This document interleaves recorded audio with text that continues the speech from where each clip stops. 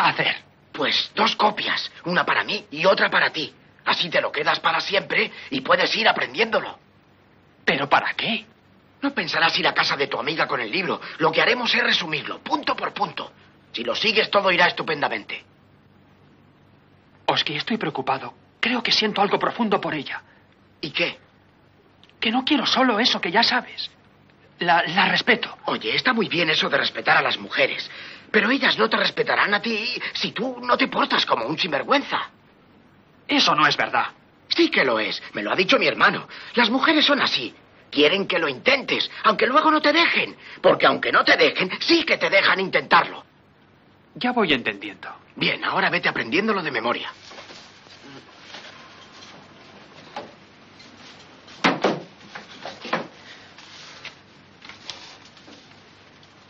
Esto es muy raro. ¿El qué? El punto 3. ¿Qué tiene de raro?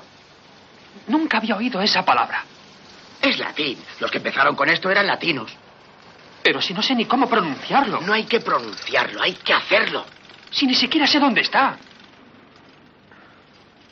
¿Y qué demonios es el número 4? También es latín. Todo es latín, Hermi, caramba. Ah, ¿sí? Pues tendré que preguntarle dónde están esas cosas. Más o menos todas en el mismo sitio. Busca y las encontrarás. Además, se supone que ella te tiene que ayudar. Eso espero, porque voy a necesitar toda la ayuda del mundo.